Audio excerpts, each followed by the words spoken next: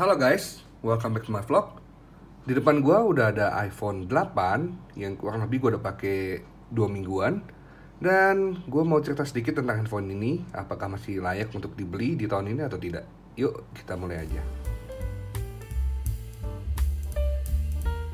Jadi akan gue bagi ke beberapa bagian ya guys, untuk bisa ngejelasin gimana experience gue saat menggunakan iPhone 8 ini di tahun 2023. Pertama, pasti kita bahas desainnya dulu.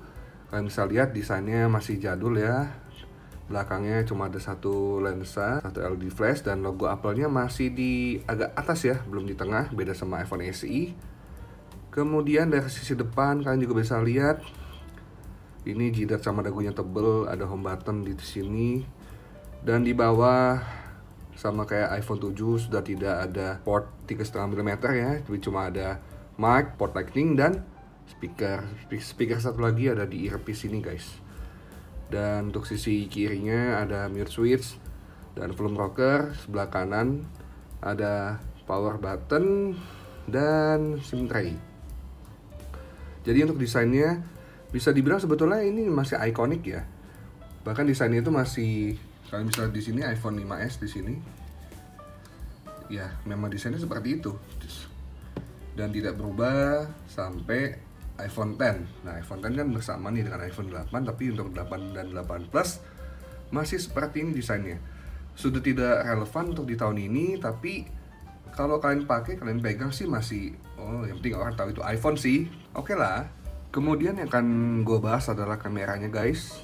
Kameranya masih cukup jernih untuk tahun ini ya, bisa dibilang fokusnya juga cepat tuh, kalian bisa lihat ya, cepat ya.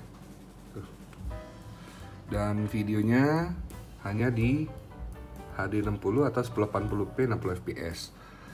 Untuk kamera depan sendiri di sini ada kamera 7 megapiksel ya, 7 megapiksel, dan akan gue kasih lihat sampel video dan fotonya, kalian bisa nilai sendiri. Tapi menurut gue masih bagus sih, sampai sekarang iPhone 8 ini masih bagus untuk hasil foto dan videonya guys.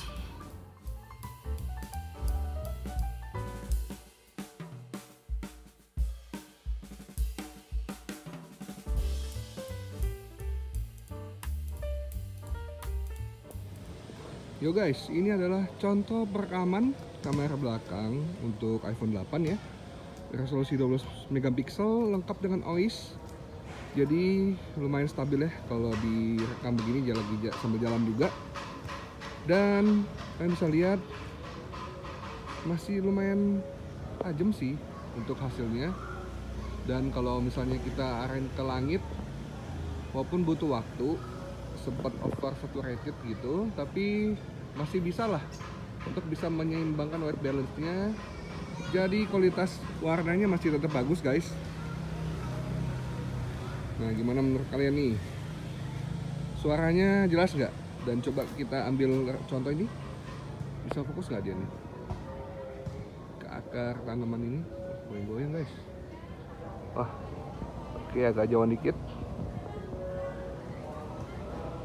Ya, agak kesusahan nih fokusnya. Kalau kita giniin baru bisa fokus ya guys. Ya, teknologi memang nggak bohong ya. Ini kan udah teknologi tahun 2017. Cuma overall masih oke kok untuk hasil videonya guys. Gimana menurut kalian guys? Nah, ini untuk kamera depannya, kualitasnya begini. Selama tidak ada backlight yang parah sih masih oke ya untuk muka gue ya. Kalau kita ke atasin begini, otomatis belakang ini langit putih semua. Kalau kita tekan ke arah situ, muka gue jadi hitam ya, karena dia belum cukup smart untuk HDR-nya untuk bisa mendeteksi wajah atau membuat wajah kita tetap kelihatan jelas walaupun backlight-nya kenceng ya. Oke. Tapi menurut gue masih oke banget kalau kalian masih untuk ngevlog ya, iseng-iseng bikin konten TikTok segala macam, masih oke kok untuk kameranya. Gimana menurut kalian guys? Kalian udah lihat belum untuk sampel foto dan video yang gue ambil pakai iPhone 8 ini? Kalian bisa nilai sendiri ya untuk suaranya, ketajaman gambarnya, kecerahan warnanya, segala macam, dan dynamic range-nya. Cuma ya kalau karena iPhone 8 ini udah jadul, tidak ada yang namanya kayak night mode seperti yang dimulai dari iPhone 11 kalau nggak salah. Itu udah ada night mode, di sini belum ada guys. Kemudian pasti kalau iPhone yang kita bahas adalah performanya. Untuk performance-nya sendiri di iPhone 8 ini untuk daily use ya guys, masih sangat oke, sangat cukup. Karena kan memang untuk iPhone 8 ini pakai Apple A11 ya, A11 itu, dan itu masih cukup kuat lah. Cuma yang gua aneh untuk di unit gua yang iPhone 8 ini, pada saat gua tes Antutu sih gagal ya, baru sekitar 24%-an, tiba-tiba crash.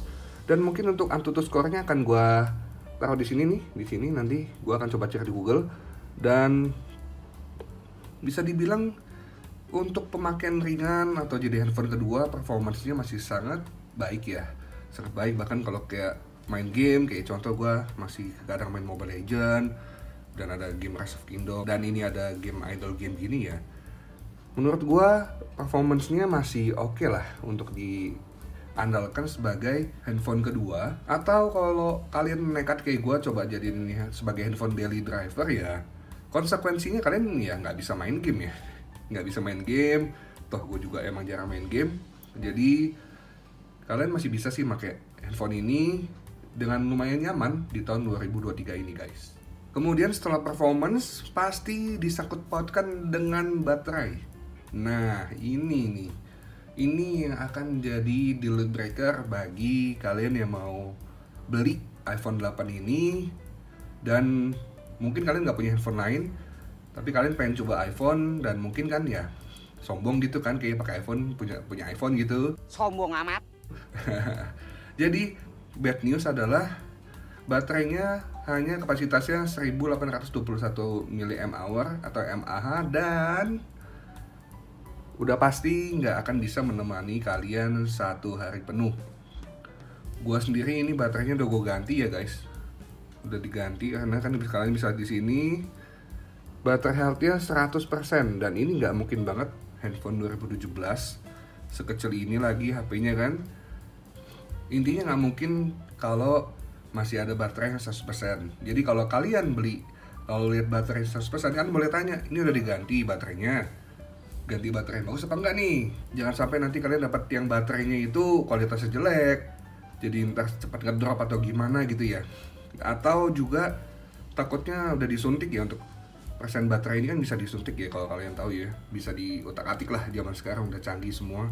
Cuma kalau ini memang gue dengan kemauan gue sendiri untuk ganti baterainya dengan yang baru. Kesimpulannya guys, recommended atau enggak beli iPhone 8 ini di tahun 2023? Jawabannya ya balik lagi, kalian tim yang mana nih? Kalau kalian pakai handphone ini sebagai daily driver dan kalian suka main game, atau kalian suka bikin konten, ngerekam 4K, kalian nggak cocok untuk beli iPhone ini. Karena seperti yang gue bilang, baterainya kecil, apalagi ya kalau kalian beli second ya, udah pasti baterainya nggak baru. Kalau diganti pun nggak tahu kualitasnya bagaimana. Jadi skip aja. Tapi kalau kalian beli handphone ini hanya untuk handphone kedua, kalian cuma kayak standby aja untuk terima SMS, terima telepon, chatting, sosmed simple aja, kayak mungkin ngeliat TikTok segala macem, masih boleh kalian pertimbangkan untuk beli iPhone 8 ini guys di tahun 2023. Oke, sekian dari gua untuk iPhone 8 ini. Kalian komen ya, mungkin dari teman-teman masih banyak nih yang pakai iPhone 8 sampai sekarang. Dan kalau kalian nggak setuju, kalian komen aja. Kalau kalian ngerasa oh iPhone 8 gua masih oke banget ya, sah-sah aja. Cuma kan ini pendapat gue subjektif ya, pribadi, pendapat gue murni. Ya silakan kalian komen aja. Dan sampai jumpa di video selanjutnya. Bye bye guys.